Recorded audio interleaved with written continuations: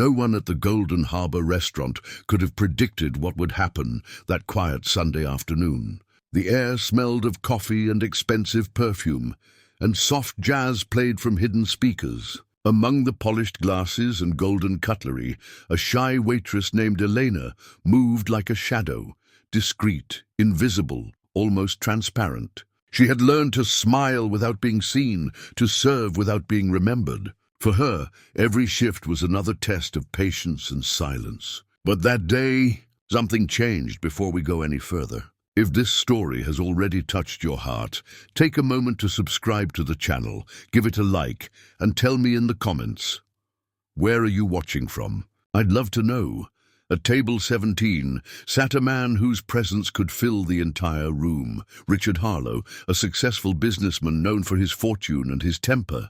Across from him, his elderly mother, Margaret, dressed in pearl earrings and quiet dignity. She was deaf from birth, and though her eyes were soft, her silence made people nervous. Most employees avoided their table. All but Elena.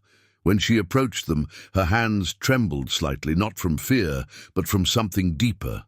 Recognition. The old woman's eyes met hers, and for a second time seemed to stop. Then Elena leaned closer and whispered a single word. Every sound in the restaurant vanished. Every gaze turned toward her. The rich man froze mid-breath. His mother's expression shattered, confusion, disbelief, then tears. No one understood what had just happened, but from that moment on, nothing in that family, or in Elena's life, would ever be the same. Elena had learned to live between sounds and silences. As a teenager, she spent afternoons at St. Bridget's Community Center, where volunteers taught ASL, cued speech, and tactile signing to elders who had lost hearing late in life. She wasn't a prodigy. She was patient. She understood that language wasn't only hands and lips.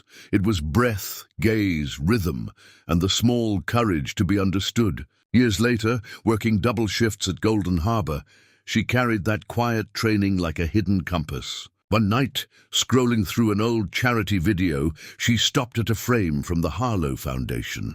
An elegant woman with pearl earrings tapping her cheek in a delicate arc. A name sign. The gesture burned into Elena's memory. When Margaret walked in that Sunday, Elena noticed the same pearls, the same stillness, and a scar at the base of the thumb that aligned with a decades-old photograph on a donor wall. Recognition wasn't lightning. It was the slow, precise click of a lock turning. When Margaret's eyes caught Elena's, something unspoken traveled between them, something older than words. Elena had once read that silence could be inherited, that families who lived too long without listening forgot how to speak even when they could. The moment stretched, a fragile thread between two strangers who somehow remembered each other. Elena's whisper wasn't loud. It was shaped more by breath than by sound. She leaned in and formed a word that her voice barely carried, a name. The name that Margaret hadn't heard in over 30 years. The old woman's fingers trembled. She reached forward, tracing Elena's cheek with recognition. Her lips moved, forming the same name back, though no sound came out. Richard's fork froze midway to his mouth. He looked between them, confusion twisting into disbelief. The waitress stepped back, her eyes shining with something between fear and release. In that instant, the past she had tried to bury pressed itself against the present, demanding to be seen. Years before that afternoon, Elena's life had been tied to the Harlow name in a way she never spoke of. Her mother, Lucia, had worked as a housemaid in the Harlow estate during the summers, cleaning rooms that smelled of cedar and old books. Lucia used to return home with stories of the young Mrs. Margaret, kind, generous, yet carrying a sadness she never explained. One rainy night, Lucia came home in tears, clutching a small pendant she swore she would never wear. Weeks later, she left town, pregnant and silent about the father. Elena grew up hearing only fragments, an argument, a departure, a promise broken under the weight of power and reputation. When Lucia died, Elena found a single photograph among her things, a young woman in pearls, smiling beside a man who looked eerily like the one now sitting at table 17. For years, Eleanor convinced herself it was coincidence, until the moment Margaret lifted her gaze at the restaurant, and the truth she had denied came rushing back like a forgotten song. Richard couldn't process what he was seeing. His mother, usually poised and distant, was suddenly trembling, her hands moving in hesitant signs he hadn't seen since childhood. "Do you know her?" he demanded, his voice breaking the heavy quiet that had fallen over the room. Margaret turned toward him, tears streaming down her face, and signed something quickly, something Richard couldn't fully read. He had learned the basics of sign language long ago, but had let them fade as business replaced family. Elena stood frozen, her apron trembling with each breath. She had imagined this moment 1,000 times, meeting the man whose name had haunted her mother's last days. But never like this. The diners around them whispered, forks paused mid-air, the jazz music faltering into static. The manager began to step forward, but Margaret raised a hand, commanding silence. Her eyes never left Elena. Then slowly she signed one clear phrase. "You are Lucia's daughter." The words hit Elena like a tide. She nodded once, unable to speak, and for a second the world seemed to collapse into the space between them. A silence filled with everything unsaid, everything lost, everything that still demanded to be heard. Richard's confusion turned to anger. He rose from his seat, his chair scraping against the marble floor, the sound slicing through the restaurant. "What kind of trick is this?" he shouted, his voice echoing off the walls. But Margaret didn't flinch. Her trembling hand reached for Elena's, gripping it with surprising strength. She shook her head, tears blurring her eyes, then turned toward her son and began to sign again, her movements sharper, faster, desperate. Richard stared, trying to piece together the message from fragments of memory. "Elena's mother worked for us," he murmured half to himself. Then Margaret paused, pressing a hand over her heart, before forming one final sign, the same name Elena had whispered moments earlier.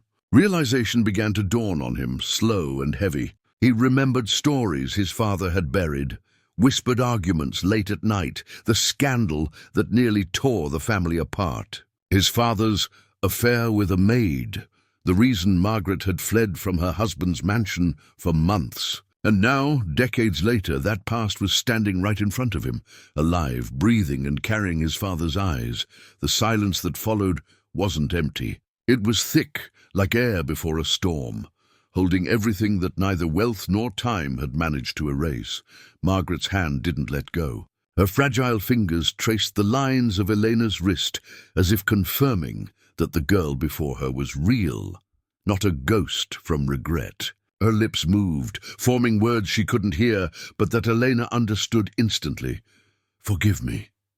The room, still tense, felt smaller, as if the walls themselves were holding their breath. Elena's eyes filled with tears, but she didn't answer right away. How could she forgive a family she'd never known, a silence she hadn't chosen? She glanced at Richard, whose face was pale, torn between disbelief and shame. For the first time, the powerful man seemed lost, stripped of his arrogance and certainty. His voice softened, almost a whisper. "My father, he never told me," Elena nodded slowly. "Some truths hide in the quiet," she said, "and some silences scream louder than words." Margaret began to cry, not the soft tears of nostalgia, but the deep, shaking sobs of someone who had carried guilt for too many years. Elena stepped closer, resting a hand on her shoulder. The simple gesture broke the final wall between them. For the first time in decades, Margaret felt heard. The restaurant manager, unsure whether to intervene or let the moment unfold, stayed frozen near the doorway. The other diners had gone silent, their curiosity dissolving into reverence. It was as if everyone present had become witnesses to something sacred, a truth surfacing after years of denial. Richard sat down slowly, his gaze fixed on the tablecloth. The reality of it all began to settle in. Elena, the quiet waitress who had served them for months, was not a stranger at all. She was his half-sister, a fragment of his father's past, hidden behind money, respectability, and silence. The word family suddenly felt different, heavier, fragile, real. Margaret signed again, slower this time, tears glistening in the soft restaurant light. "I wanted to find you," she told Elena with her trembling hands. "But your mother left before I could speak." Elena felt a knot tighten in her chest. All those years of struggle, of wondering where she came from, suddenly had a face, a truth that hurt and healed at the same time. She whispered softly, "My mother always said the world has two kinds of people, those who hide behind silence, and those who listen." Then, looking into Margaret's eyes, she added, "I'm done hiding." The tension that had filled the restaurant began to melt into something softer, something human. Margaret's shoulders relaxed, her breathing slowed, and her trembling hands rested on the table as if they had finally laid down a lifelong burden. Richard's face, once hardened by business and pride, now carried the fragile expression of a man seeing the truth for the first time. He leaned forward, his voice breaking. "Elena, I didn't know.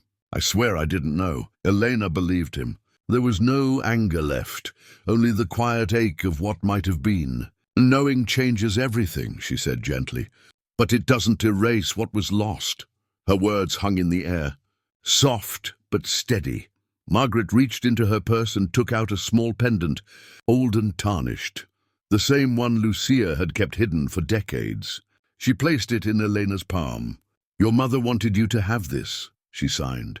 Elena closed her fingers around it, feeling its weight like a heartbeat. It wasn't gold or silver that mattered. It was truth, raw, imperfect, and finally free. Somewhere in the background, the jazz resumed, faint and melancholic. Life, unaware of what had just unfolded, continued. But for the three of them, nothing would ever sound the same again. In the days that followed, whispers spread about what had happened at Golden Harbor. Some called it a scandal, others a miracle. But for Elena, it was neither. It was closure. She continued working for a while, moving through the same corridors, serving the same tables. But her steps felt lighter, as if the silence that once defined her had turned into peace. Richard began visiting the restaurant quietly, without the entourage or the arrogance that once followed him. He never asked for special service. He came to listen. Sometimes he'd bring his mother, and they would sit at table 17, communicating slowly through the signs he was learning again. It was awkward, halting, but sincere. For the first time, he was learning that love wasn't about control. It was about presence. Elena didn't ask for anything. She had found her truth, and that was enough. Yet when Margaret passed away a few months later, she left behind a handwritten letter, simple, unadorned, shaky with age. "I once lived surrounded by noise," it said, "but I only found peace in silence, the silence your mother taught me. And you broke with one word." Elena framed the letter and hung it in her tiny apartment above the city lights. Every morning, before going to work, she'd glance at it and smile, because sometimes a whisper can be louder than a lifetime of silence. Time passed quietly, as it always does after great revelations. The world didn't stop for Elena's truth. It simply adjusted around it. Some nights, when the restaurant closed and the city lights flickered like distant stars, she would sit by the window, the letter from Margaret resting beside her cup of tea. Outside, car horns and laughter filled the air, but inside, there was only the soft hum of peace. Still, silence has a strange way of testing those who embrace it. One evening, as Elena cleared the tables, she overheard two guests whispering about her. "That's the waitress from that story, the one with the rich family." She smiled faintly and kept wiping the table. Fame had never interested her. Truth had. And truth, she learned, didn't always bring comfort. Sometimes it simply gave you the strength to stay standing. When she closed the restaurant that night, she looked toward the empty table 17. The chairs were perfectly aligned, the glasses spotless, yet the air still held echoes of that moment years ago. "Some silences never leave," she whispered to herself, turning off the lights. A few weeks later, Eleanor received a letter written in elegant handwriting. The envelope bore the Harlow crest, simple and golden. Inside, she found a short message from Richard. We are opening a foundation in my mother's name. I'd like it to carry yours too, the Lucia and Margaret Foundation for the Deaf." She read it twice, her hands trembling. It wasn't money or apology that moved her, it was acknowledgement. For the first time, the name her mother once hid in shame was printed beside the name of the woman who had carried guilt for decades. Two stories finally intertwined, equal and whole.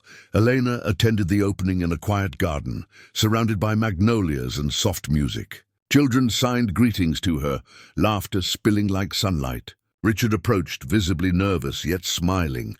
"She would have wanted this," he said. Both of them would. Eleanor nodded, tears glinting in her eyes. "Maybe now," she whispered. "The silence means something different." The foundation grew quickly, offering classes, clinics, and scholarships for children who, like Margaret once had, struggled to find their voice in a loud world. Elena volunteered there every weekend, teaching not only signs but patience, the kind of patience that turns silence into understanding. Sometimes she would tell her students, "You don't need to shout to be heard. You just need someone who's really listening."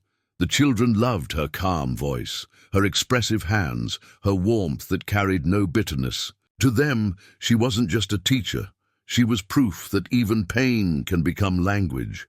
Richard, too, began to change. The man who once measured life in profits started measuring it in gestures, in how much he could give back. He often joined Elena during classes, awkwardly forming signs that made the children laugh. For the first time, he was learning to speak without words. Years later, on an autumn evening painted with gold, Elena returned to Golden Harbor.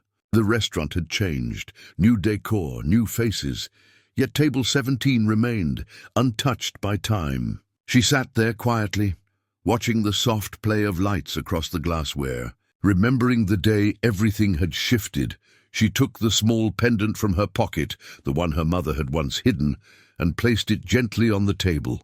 "For them," she murmured. "For Lucia, for Margaret, for the silence that had bound and freed them all." As she stood to leave, a young waitress passed by, smiling politely. "Can I help you with anything, ma'am?" Elena smiled back. "No, dear," she said softly. "You already did." When she stepped outside, the city was alive with noise, cars, laughter, music, yet all she heard was the quiet rhythm of her own heart.